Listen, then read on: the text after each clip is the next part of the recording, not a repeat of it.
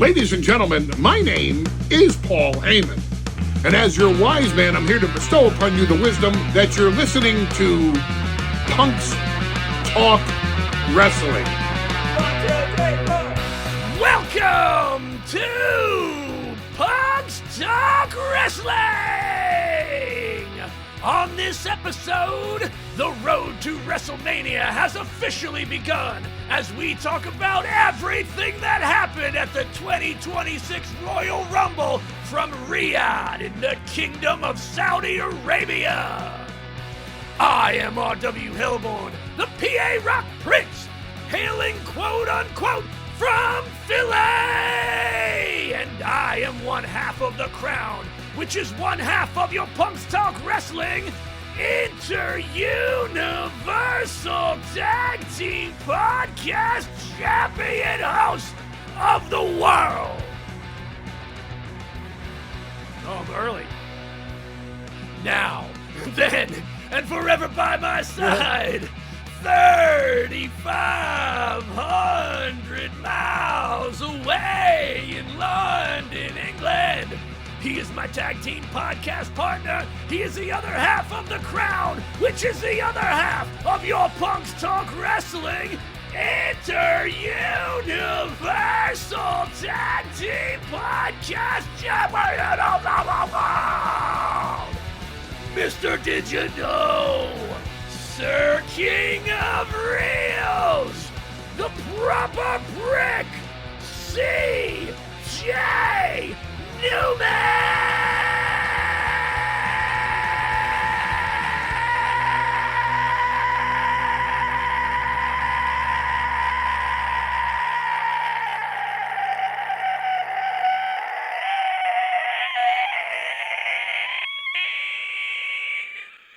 My goodness. Jesus, wow. Did you That's quite something. Did you know that The Miz is probably the worst Royal Rumble competitor of all time? Now, I've got a lot of facts here about The Miz and the Royal Rumble. The Miz has been in 16 Royal Rumble matches. All right. I mean, that sounds pretty good. He's eliminated 2 people in that time. Okay, that's all right. That's starting to get bad. Yep. And that was only in 1 year. That was in 2012. He eliminated R-Truth and Alex Riley in that Royal Rumble match. He technically eliminated John Cena in 2011, but he actually wasn't in that Royal Rumble. At the time, he was the WWE champion, so he eliminated John Cena in that, but it doesn't really count because he wasn't in the actual Royal Rumble match. Wait, what was he doing what was he doing there then? If he wasn't in the, how did he? He was on that card facing Randy Orton with the WWE Championship on the line. That's what he was doing at that card. He was already the WWE champion. Oh, the Miz was.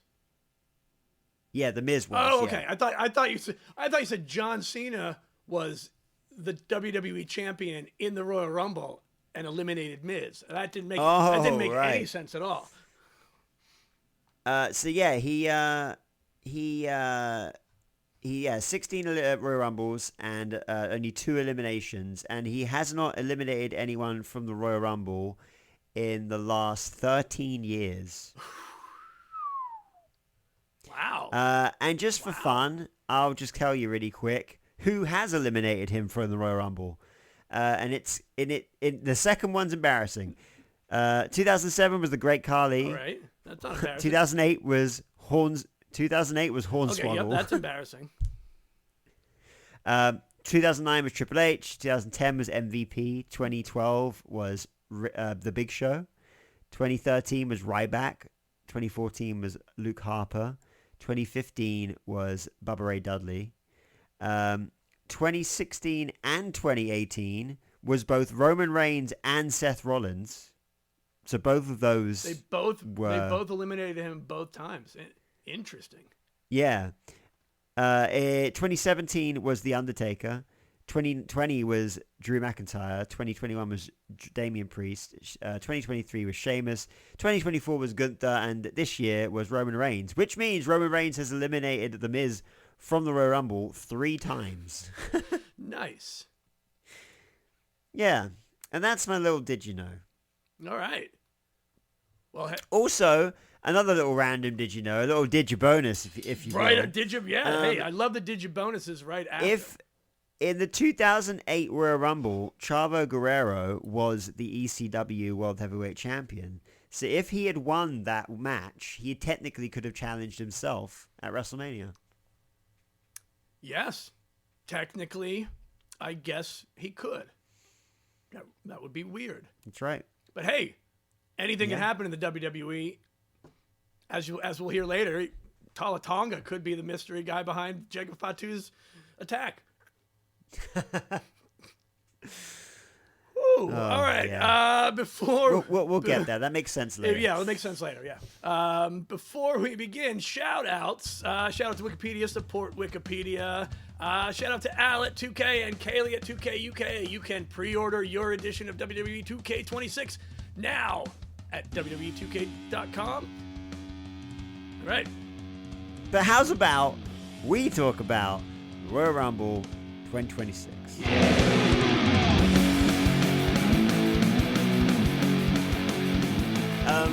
We are talking about, obviously, this past Saturday. Still do it, even though their pay-per-views have been on Saturdays now. For a They're good not even fucking year and a pay-per-views, half. they're They still say PLEs, yeah. Sunday.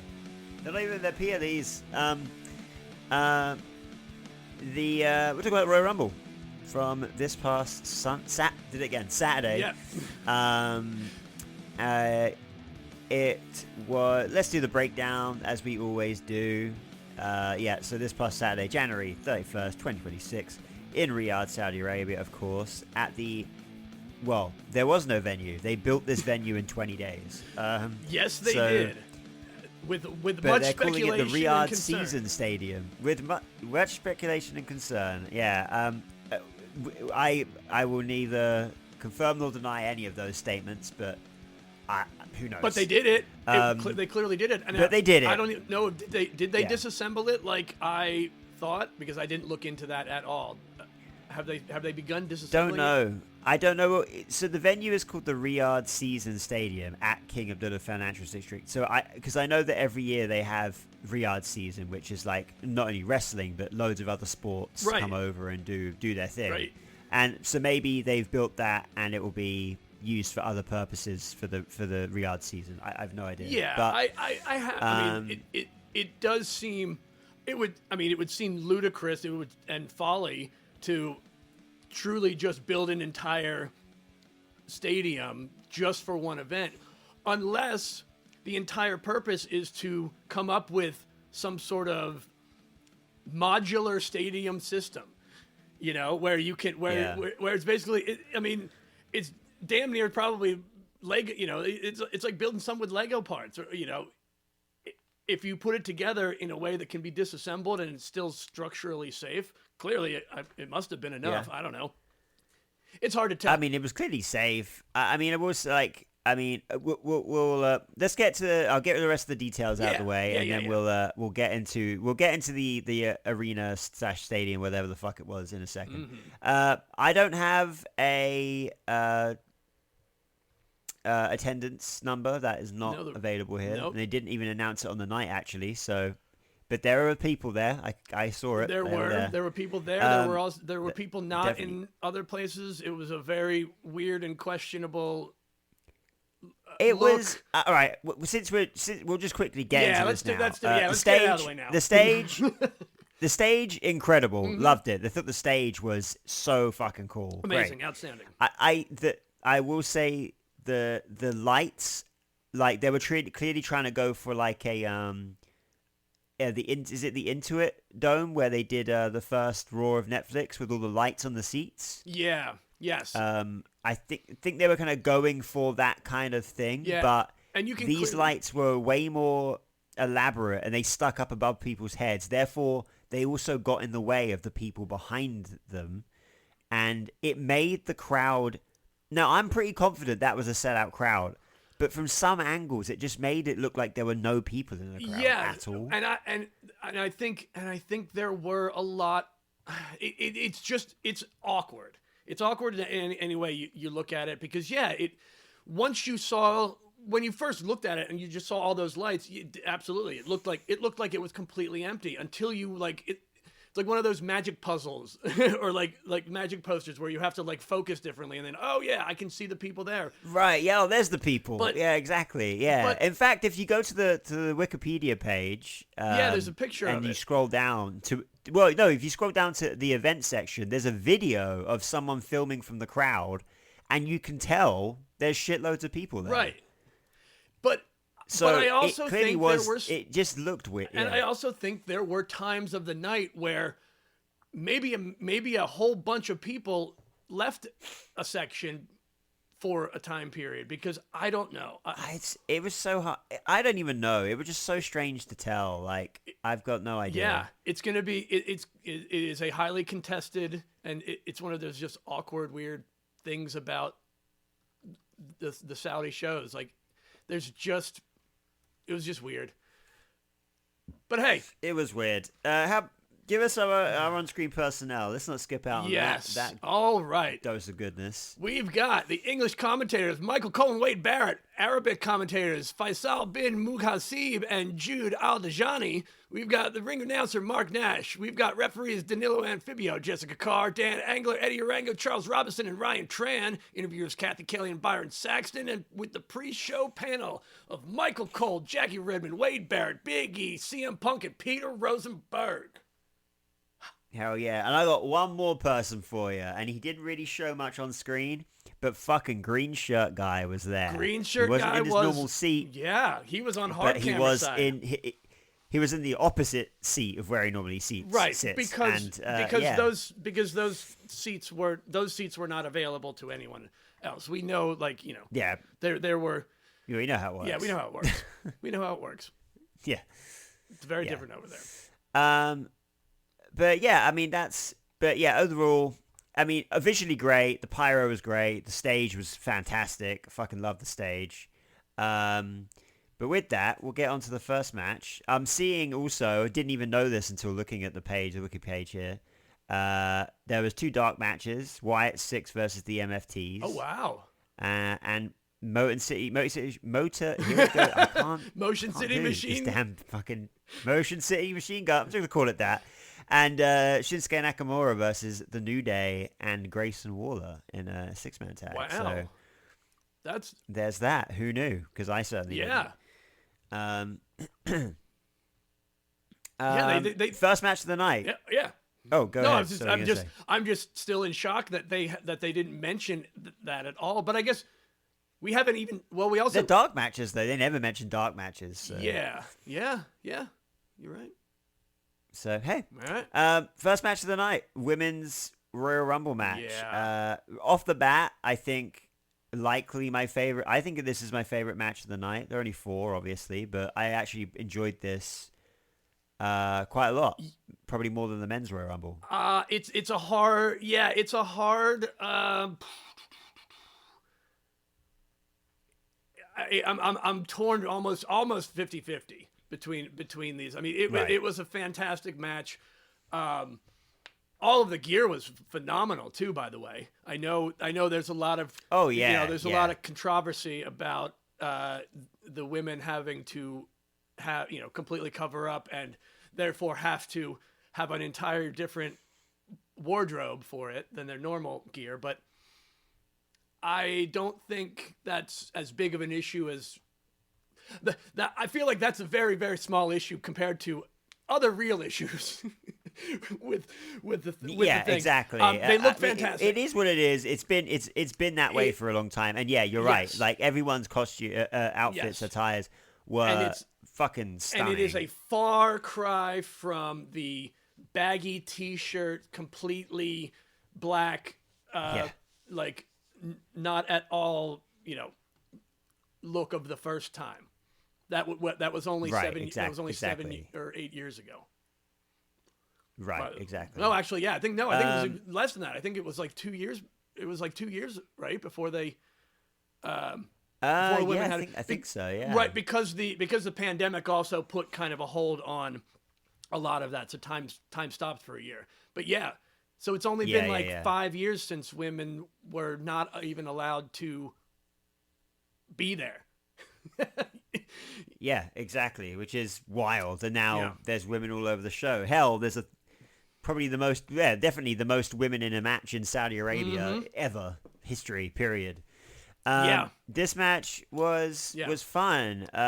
Just to break down the very basics of the numbers. Obviously, Royal Rumble is a numbers game. Just real quick, Kairi Sane was in there for the shortest amount of time, at only 1 minute and 36 seconds.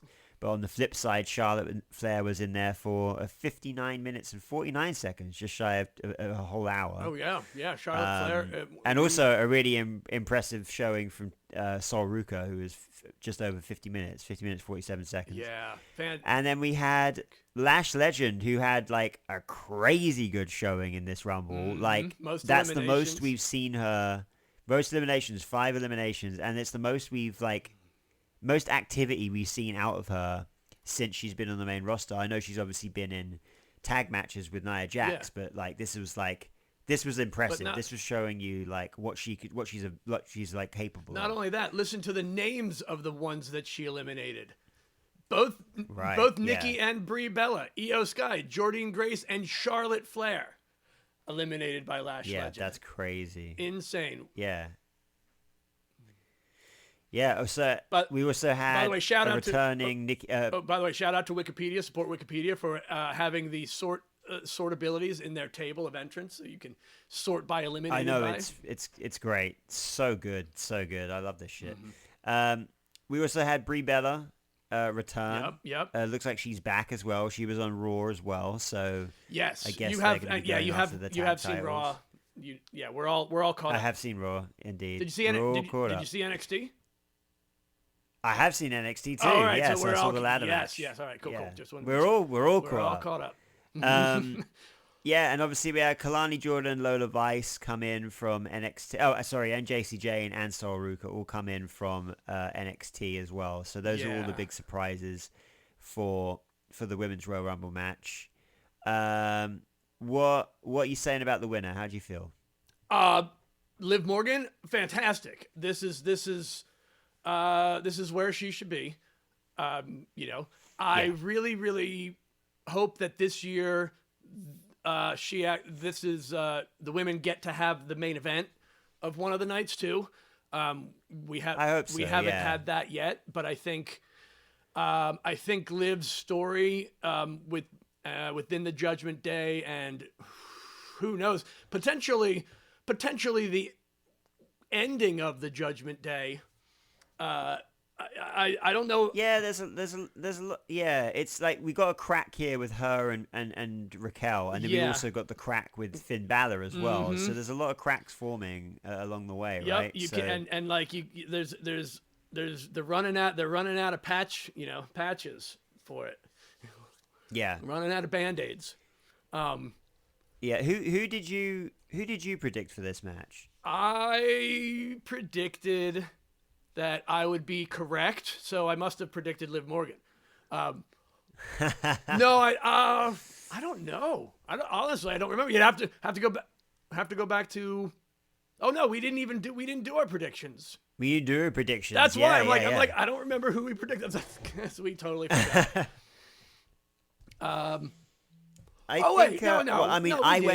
We did it in the group chat with Danny the Brain. Oh, we did it on our group chat. That's you're right. We didn't do it on the podcast. So we were both right. Let's go with that. Yeah. Well, so one thing I did call that never happened was Bianca Belair. I was pretty confident that Bianca Belair would return in the Rumble, win the Rumble, and then go on to face Jade Cargill at WrestleMania, which could still happen. There's no reason why that can't still happen. I figured the Royal Rumble was a good way of doing it. She could be a surprise entrance in the Elimination Chamber. Yep, could totally happen. Because that's coming up.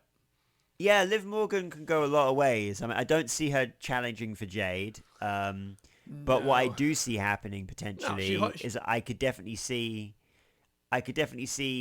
Raquel Rodriguez winning the title before WrestleMania, and it being Raquel versus Liv Morgan at WrestleMania. Yep. And she'll spin it, of course she'll spin it of like, well, no matter what, the title stays in the Judgment Day. Right, exactly. And that's obviously that's what you tried to spin on Raw with, by the way, a fucking great street fight. That was actually a really fucking good street fight between Raquel and Stephanie Vacchio. Yeah, fucking great match. Yeah, the worst part about that street fight was Stephanie's new entrance theme. Yeah, you know what? Actually, and it's I actually haven't heard it. Oh, you did? I haven't heard it yet because I watched Raw, but like I now and again like skip through some entrances to just get to the meat and potatoes of it because and then I must have just missed that, and then you mentioned it in the group chat, and I was like, oh, I didn't even realize. Yeah, I didn't even hear it. I another one of those things where I don't understand why they would do that, other than there might just be whatever the other song, they might have only been allowed to use it for until the end of 2025. Like there are who knows there are licensing rights for these songs. There's so much nuances to a lot of this stuff, so it's just who the fuck and knows? You know what, and it doesn't matter that it doesn't matter that much. I know it matters because I know it matters. I'm kind of contradicting myself, but I know it matters a lot sometimes. Like Tony D'Angelo's new entrance theme, holy shit. When I heard that, I was like, oh damn, that is a character shift.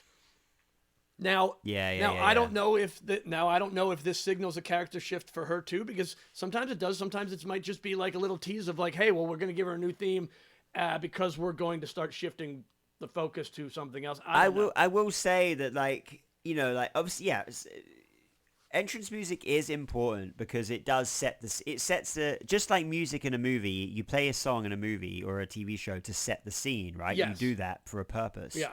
And obviously with a theme song, you do set the scene. You set, with Undertaker's themes, it always sets the scene for the Undertaker. It's like, and obviously with her, I mean, even her original music, like, sure, it wasn't, but it was alright, but it wasn't like, right. It was amazing, and it didn't really set any ready scene. It was it was like generic Rock Song 3 on like 2K game. I think it's just it's the, I don't know what it is that differentiates. I do think that her old theme was better than this one.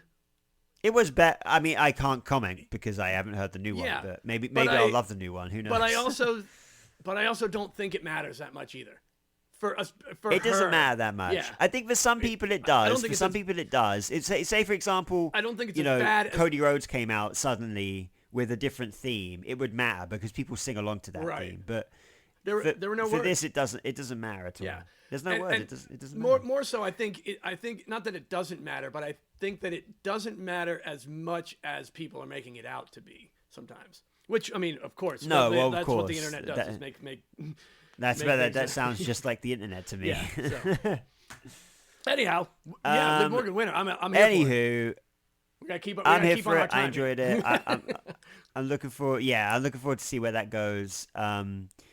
Up next, we had Gunther versus AJ Styles in a career-threatening match. I was shocked. I didn't see it coming. I didn't see it coming. I didn't want to believe it. Yeah, I didn't want to believe it either at first. Even though it was going around, and as soon as people caught on that it could actually happen, they were like, "Oh shit, it is going to happen." It's just one of those, you just won't believe it until it really does happen. You can't believe it. You won't let yourself believe that it will happen until it does happen. Yeah. And that's the best and that's the best way to do it. And that's why I think it was the right thing to do. Yeah, I think I saw something recently, and I couldn't possibly list all the matches, but I did see somewhere online, and someone said like we just had the AJ Styles retirement tour, but we just didn't know it. Yep, that's exactly. And it's true because he had so many matches against Finn Balor, against like Shinsuke, Cena, like Shinsuke, like he had all these massive matches that that were so against people that were so integral to his career, as CM Punk as well. Yeah. Like, I think we had the AJ Styles retirement tour, but we just never told we were on it. And when it came to an end, it's like, because we were focused on Cena, and it just. But you know what else? It's interesting because it's like ripping a Band-Aid off. I mean, you know, it's we already know it's coming, and because he did announce it, and he just let everyone assume. We all just assumed when he said, "I'm going to retire in 2026," that because Cena said he was going to retire at the end of 2026, that it was going to be more towards the end of, you know, or Cena retired last year, 2025. Yeah. Everybody just assumed that was going to be the case. He never said anything one way or another. So, you know, that's on everyone else's assumption. I mean, I still got my I mean, I'd like to think I'm wrong, not because I watch the WWE or because I'm like that. I just like to think that if I see someone in a retirement match, I like to think that they really mean it. Yeah, and I hope we've seen people do that before. Yeah. And I hope that is, obviously there's a lot of speculation. Like I did say even before this event that I have a feeling that he may not actually retire and pop up in like New Japan and AEW, like to face some old rivals from his past and then retire. It's still this year, but I don't know. We'll see. We'll see what happens there. But I'd like to think he doesn't. I'd like to think that he really meant that he was retiring, and that he's even talked about before as well, like working as an agent in the backstage of WWE. So he was just on one of the podcasts. I don't know if it was Cena's or one. He was on Stephanie's podcast. Yeah, and he basically said the reason I didn't was because I can't ever rule out something in the future, now that his kids might start training, and he's like, if I want to have a match with my son, no retirement is going to stop me from doing that. It's like, but I think he either really is done, like as far as like, I'm done, I'm not going to do anything. At least for a very, very long time, for a while, because there is nothing more for me to do. I think he means it, and I want to believe it too, and so I'm going to believe it because that's what he said. So why wouldn't I believe literally what he's saying? And if you just want to speculate, and if you just want to be like, oh, he's only saying it for blah blah blah, it's like, well then you're going to ruin it, so that you're still ruining it for yourself, because now you're not appreciating the actual retirement, and then you won't appreciate a surprise return in 5 years for some miraculous special thing, because you've already you've ruined it for yourself. And he's already he's stated as well that he wants to go out on top, as in he wants to go out at his best. He doesn't want to become like a shadow of himself. Crazy. I was just looking this up while you were talking here. So AJ Styles is 48 years old. Yeah, he's the same age and obviously as me. A person that a person that he reminds a lot of people of is Shawn Michaels. And Shawn Michaels definitely had the same thing where he was like, I don't want to retire when I'm like, when he I can't do this anymore. Yep. And crazy enough, like Shawn Michaels retired younger than AJ Styles is. Yeah. Shawn Michaels retired at 45 years old. So that's crazy to me that he actually, like, seeing Shawn Michaels in retirement was actually younger than what AJ Styles is in retirement. So, I mean, it's AJ Styles' hair, man. It makes him look really fucking young. It's like a L'Oreal advert. That's what does it. That and his skincare routine, I guess. Yeah, the skin. Yeah, he's got great skin. He's just a good looking dude, Yeah. But enough gushing over AJ Styles. Dude, The match itself was great. I mean, we don't really need to go. Yeah, we don't really need to go into the match. Of course, it was going to be good. It's Gunther and AJ Styles. What else was it going to be? And I like the way it ended. Like, it was completely fine with the pass out or whatever. So I absolutely love it. I love the nuclear heat on Gunther, and it's almost what I find interesting on this end is his heel push with this career killer moniker is very it's very, very similar to, in my mind, how they previously pushed Cena or pushed Roman Reigns as a face. Instead, they're going to be like, no, we're going to make him the most hated heel. You're going to hate him. We're going to do shit to really genuinely piss you off. Yeah, and I think that's needed because they've done so much in the past with people like Cody and Roman to make them, push them as like hardcore faces. Yeah, right? because you have But they to. haven't done that. Yeah, but they haven't done that in such a long time with a heel, and I think it's necessary because you need a monster heel. Listen, you need someone for Roman and Cody to face in a couple of years from now, where they're like, this guy is clearly the biggest bad guy in professional wrestling. Yeah, you know. But I do find it funny because like all the we don't get into it much because we try not to, but like the negative engagement, the IWC stuff, all that stuff, it's nonsense, and But yeah, but I understand why they did. But of course, we understand why they do it. It's for the engagement, and they do these things purposefully because they're getting the intended result. They're getting the intended results that they are after. So of course, and at the end of the day, obviously people on the internet do complain and say, "Oh, I fucking hate this. This is shit. This is stupid." But you know what? Well, guess what? You're not actually meant to like Gunther. This is the whole fucking purpose. You're not meant to like him. But he's the bad guy. You're meant to boo him. And they're not really as angry. They're not really, because they clearly still watch it or still pay attention enough to be angry, dude. Exactly. In the 60s. Read Pencil Neck Geek, the Classy Freddie Blassie book, where he like got stabbed by people. Like that doesn't, that doesn't happen anymore. Like fans aren't. You're not really that mad. You aren't actually that mad. So stop pretending to be. You can stop pretending to be so mad. And the thing is as well with Gunther, if he keeps like ending people's careers, people will, whether they like him or not, they're gonna watch his matches because they want to see the person's potential last match. So yeah. It's dumb. Yeah. But hey, good. Yeah. Great match. Fantastic. Sad to see AJ Styles go, but we'll see. And it was great to see Gunther come out to AJ Styles' theme on Raw as well. That was a nice little touch. Yeah, as that well. that was wonderful. He even did the little hand gest, his intro pose. Yeah. Just complete, unabashed mocking, and. Yeah. And it's funny, but it's also funny they're kind of like going a little bit further down the card. Like every time he destroys someone else comes out.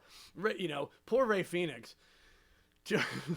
Yeah, I know, right? He got literally hung. Yeah. From his man, neck. but great sell. Yeah. But amazing sell great dude, sell. Yeah. Fantastic. Yeah. Good shit. Anyway, 24 minutes 15 seconds.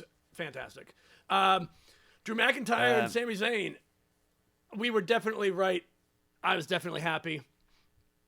Drew McIntyre. Yeah, I know you were happy. Sami Zayn. Sami Zayn's never going to be a world champion. He will be a world champion. Never. He not has unless he goes to be. back down to NXT. No, not unless he goes to AEW. He'll be a world champion as soon as he goes to AEW. Push this narrative of him becoming a champion without it ever happening. It will happen eventually. It will. It has to. Well, he better. Hopefully, he'll find a I'd like change to to see his him that I'll actually like, because I am so. I'd like to see what I was tired. about to say. I'd like to see him like turn heel to win that championship. That'd be nice too. Yeah, you know what? But- Anything except the always underdog. Like, I think Sammy will win a title one day. I think it will be a really short reign. He'll probably hold that damn thing for a month or something. But, yeah. I don't know. We'll see where that goes. And I don't know where we go from here. I think WrestleMania-wise for Drew, I suspect possibly... I reckon it will be Cody, and maybe Jacob Fatu in a triple threat, kind of like we had last year with Punk, Roman, and Seth. Like, yeah, I see that kind of looming. They're all still too intertwined. Those three are really so intertwined that I can't see it going anywhere else. It very clearly was not Drew that took out. Well, I don't know. We don't actually know that because he had a vendetta against all of everybody in the bloodline. Well, And no, but Jacob has stated that it was Drew that attacked him. He has said that's that. what Jacob says. But do we Yeah. believe Yeah, Jacob but- Fatu? Well, what? Yeah, because he was the one that was attacked. Why would you not believe the guy that was attacked? I don't know. I'm just asking the questions. Do we believe him? And that the answer is yes. Yeah. All right. Just I believe him. making sure we're on the same page. The thing is, at the end of the day, I wouldn't tell Jacob it wouldn't make Fatu any that sense at all. I wouldn't. Yeah. I wouldn't tell Jacob Fatu that I didn't believe him, no matter what he said. To be honest with you. Oh yeah, no, me neither. No, I'm He not would tell me the insinuating sky that was at all. green, and I would tell him he was correct. I'm just looking for any potential, like, how could there be some kind of a swerve where it wasn't actually Drew? Only because most of the time Drew is actually kind of right in the most dickish ways. So Yeah, so I think if he says that he would didn't be... do it, like, Yeah, I guess something like that could turn around. I'd like that because Drew is typically, with every scenario, Drew is always right. Even if it's like 2 years down the line, he's always right. yeah, And we've always seen it before where they always like bring it back and be like, I've got CCTV footage from that arena from that night, and I can Right. prove to you it wasn't me. And then we find out it was fucking Cody or something like that. So yeah, or um, it could have been whoever Tala Tonga. yeah, exactly. So It could have been Tala, but he's a tall we'll see. guy, long hair, could have straightened his hair a little bit, looked like Drew, and in like a hoodie or something. yeah, who knows? Who knows? But Sammy, I That's don't know where a we go wild with Sammy. speculation. Well, yeah, super wild That is speculation. that is not, yeah. Like it was Talatonga with straightened hair. Yeah. Anything can happen in the WWE. Yeah, even that. Even the height difference as well. Like we're not. Well, I guess he might be. He's definitely taller than Drew. Anyway, Is he? I don't know where we go with. Yeah, I'd say so. He's definitely taller than Drew. Talatonga's like 7 foot something, right? Or 6'11". Talatonga is 6'8". Oh. No. Build is 6'8", 6'9". He looks way fucking taller than that. He might have lifts in his shoes. Well, yeah, but that's only giving him an inch. Oh, but 6 foot. Okay, Drew's 6'5". All right, so he is taller then. He is. Only by like 3 inches, but You're he is right. taller. Just not as yeah. All I right. mean, hey, 3 inches. 3 inches is a lot. I mean, if that's all you've got, then no. But if it's an extra 3 inches, But if it's additional to what you already have, then yes. right, you're right. Of Also, course that's we're his talking build. And about also, that's his height build here. height. We're not- So he could actually have lifts in his shoes as well. We'd have to we'd have to see him barefoot side by side. Yeah, we're talking about height here, nothing else. Of course, Right. nothing else. If he attacked him with a hunch, it still could check out. This is where I'm going. I'm going to go with this for now. This is now. I worked myself into this. I believe it was Talatonga who attacked Jacob Fatu. I feel like Talatonga gets mentioned a lot on this podcast. I don't know why. He just seems to always wrangle himself into a conversation, even when he's not involved in it. Because I love how literal his name is. I love because I'm such a literal guy, and to have the tallest Tonga just be called Talatonga, it brings me such joy. I'm not dissing on it. I genuinely love it. It brings fine. me joy to hear it, to see it. Yeah. Yeah, but it's true. Like his name is just true. His name is true. Exactly. It is the most. You can't. It's the most truest name in professional wrestling. Yeah. Next up, last match, main event, male Royal Rumble match. Yeah. And let's scroll down here. So. Oh my goodness! What a way to start. Oh yeah. Well, let's talk about that first. Yeah, that was not where I saw that going at all. Yeah. And oh gosh, I'm so here for it. Who is the masked man again? Who is the masked man? So I've got a few theories, right? Here's my theories. One, Austin Theory. Two, yeah, of course. Always, you can never rule out someone who's been a masked man before. Exactly. Two, Adam Pearce. He used to be a professional wrestler. There's no reason why it can't be him. I am 3. Here's my rogue one.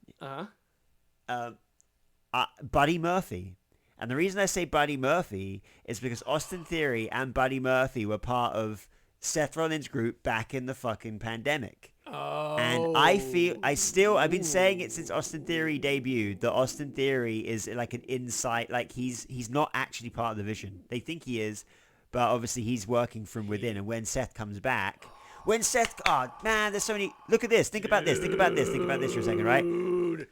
Imagine you have the Vision, right, standing there, right, in the ring, and Seth comes to the ring and he says, "There's always Plan B," and that's when Austin Theory hits Braun Breaker in the back. Braun with Breaker the in the chair. back with a chair.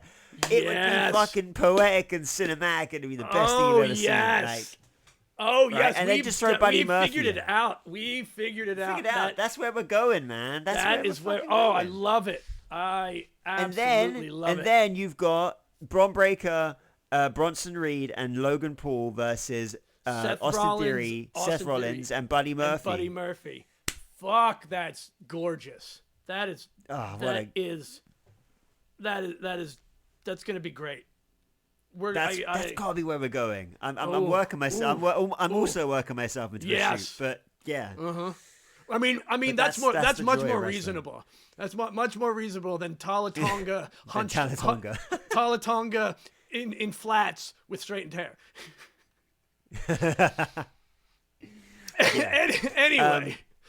Anyway.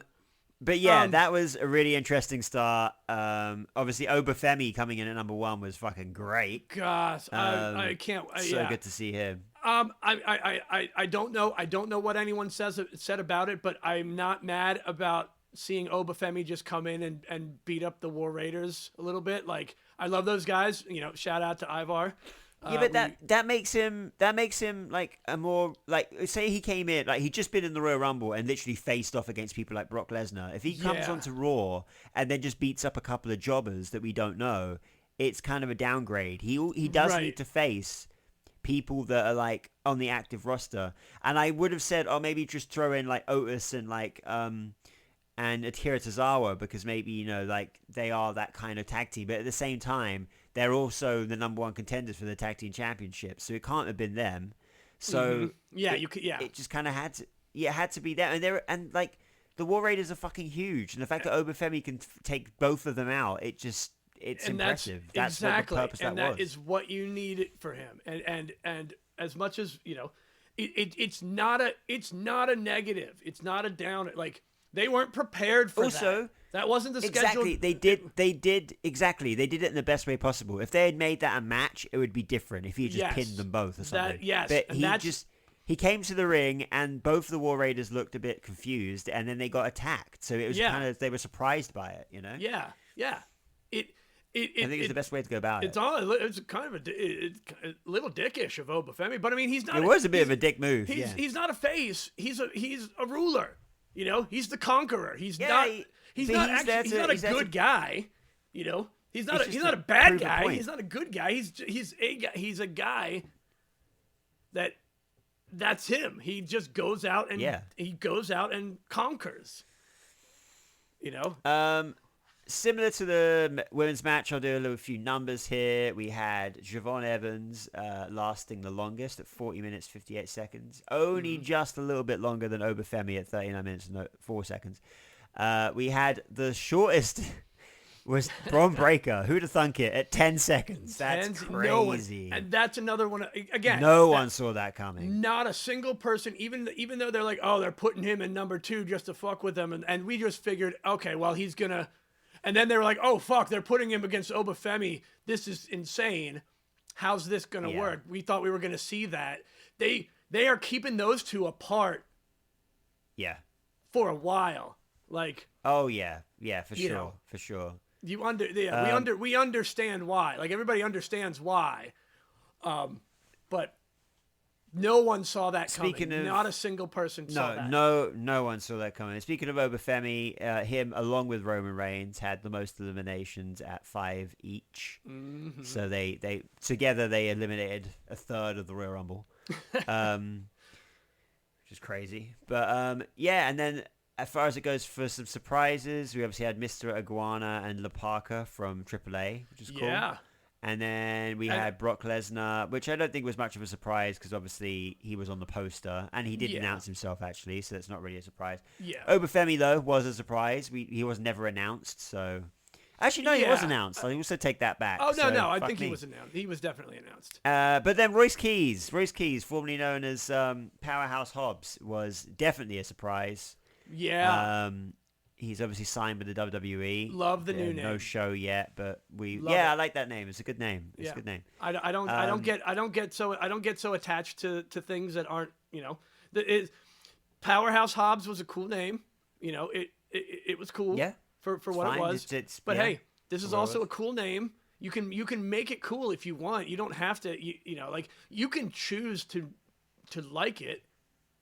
And just say, hey, names, you know what? I don't really give much of a fuck about a name. I really don't. Not too much. Any name is fine. That's the thing. It's just like the entrance themes too. Like there is a part of it that yes it matters to a degree, but I think some people put too much importance on the thing instead of the person making the thing what's important. Like you can make that name important by doing important things with that name, or you can take a name and bury it yourself by not trying because, it's a stupid name and I got a stupid gimmick. Yeah, dude, I've always said that the New Day was... Remember the name change? Remember the name change that everyone cried about when they changed Walter to Gunther? Yeah. And now look where we are. Yeah. Like, no one even talks about his name. But also, But again, they're doing it. They do it because they know they're going to get reaction, and reaction is what drives a lot of this. But it's just not as it's not as important as some people might think. It doesn't matter that much. Yeah. It's okay.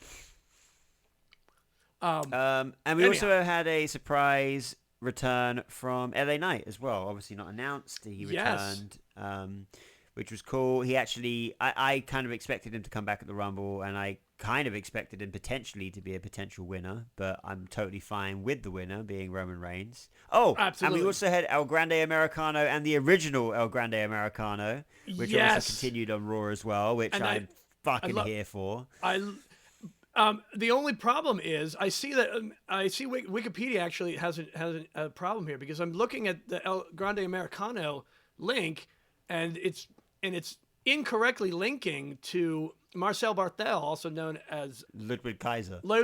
Yes, I'll edit that out. And then I see down here otherwise that the original El Grande Americano is linking to Chad Gable's account. But you know what Wikipedia's like. It could be edited by anyone, right? So essentially, someone's gone we there. might have they're just fucking around. There might be a mole. There might be an inside man inside Wikipedia trying to work us. Yeah, exactly. Man, all right, we gotta get to the bottom of this. Anyway, winner Roman Reigns. How'd you feel? I love that. I love that for him. I love that for us. I think Roman Reigns is the only person. I've said this on Threads. I think Roman Reigns is truly the person to make the World Heavyweight Championship actually as relevant as the WWE Undisputed Championship. And I think Punk has done a really fucking good job of that as it is. And Seth. Let's not forget Seth. Seth brought that they've all title done up great to where it is. Yeah. But Roman would obviously take it to that extra level for sure. But one thing I will say is like there was a lot of moaning about Roman winning as it being the safe choice, but the safe choice is not always a bad choice. I always say any doubts there were about Roman winning the Rumble were completely squashed by the war of words with him and Punk on Raw, because that was fucking phenomenal. That was so good. Yeah, I don't know when I'm gonna rewatch that for a third time after we're done recording. That was such a good promo. Like that was promo of the year potential. right there. Yeah, it was great, and it's like the last time I think I saw Roman Reigns on this switched on level was probably on his run up to Cody at WrestleMania 40. Yeah. And we know how that went. That was a great run up to WrestleMania. Like, that was such a well executed program between the two of them. And I think we're going to get that again now with him. Well, we know that Punk can deliver, and we know Roman can. I think it's going to be good. And I think, I think we got a long way to go to WrestleMania. So if that was the start of this rivalry, then I can only hope what the rest is gonna bring. So yeah. We shall see, I suppose. I'm here for it. And also, does that put Roman Reigns on Raw now because he's going after the World Heavyweight Championship? Well, certainly would have to, unless we wind up with some kind of swapping, superstar shakeup post WrestleMania, which always can happen and usually does. Maybe he just appears on. Maybe he just does whatever he wants to do because he's Roman Reigns. Yeah. So. Yeah. And that's it. That's the end of the card. All right. Yeah. War has happened, and we what do you give? We don't know where we're going from here. So what do you give this year's Royal Rumble out of a D20?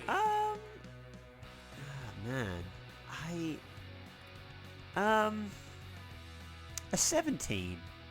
17, yeah, that's pretty strong. Yeah, obviously not my favorite Rumble. That's not saying it's bad. I've had there's Rumbles out there that were better, and I just think that it was just a good show. I had no issues with it. Just enjoyed it, really. I was gonna give it an 18, but I think 17 is perfectly reasonable. So fair. Yeah. I thought all the matches were fantastic, and I approve of the outcomes of all of them. Hell yeah, me too. I mean, what more can you want? What more can you say? Well, I guess with that, hey, subscribe for free at patreon.com/punkstalkwrestling. Interact with us on social media, Instagram and Threads at punkstalkwrestling, and youtube.com/punkstalkwrestling. You can also email us at punkstalkwrestling@gmail.com. I think that's it, right? All right, see you later. Bye. I'm done.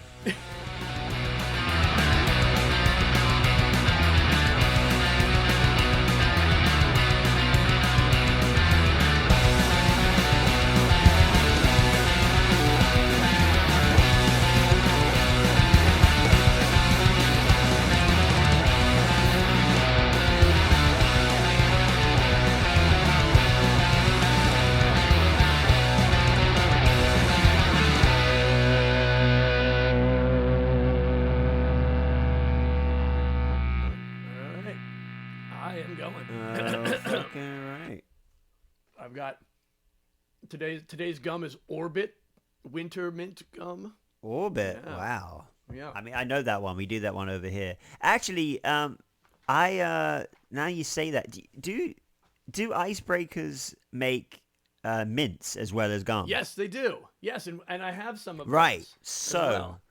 I actually work with a guy he's from Georgia, in the States. Oh, okay. Yeah, and he had a packet of icebreakers mints in his pocket, but they were like watermelon flavored, I think. Okay, yeah, that sounds. And I had one the other day because I'd never had icebreakers before, right. And I tried it, and I was like, shit, this hits different. It's so juicy, man. We don't get shit like that over here. Yeah, our fruit flavored sweets are kind of like, they're good. Don't get me wrong, they're nice, but they're kind of mild. Like they don't get your mouth like salivating. Yeah. That shit hit different. Yeah, it really does. I mean, that's why I was such a fan of them for the first two seasons. The unofficial sponsor. I guess we sponsor. One day the real sponsor. Well, I guess we sponsor them. I guess we sponsor them. We sponsor them because we're we are the official sponsor of Icebreakers Gum, but yes. They are the unofficial sponsor of the Punk Store Wrestling Podcast. We are the That's how it works. the unchosen, uncrowned, unofficial totally unaffiliated in any way whatsoever. Yeah, no whatsoever. Yeah. They don't even return our tags. But hey. No, they don't. Man, it's been a long time since we went immediately off the rails. Yeah, I know. It took literally 0 seconds to get off the rails.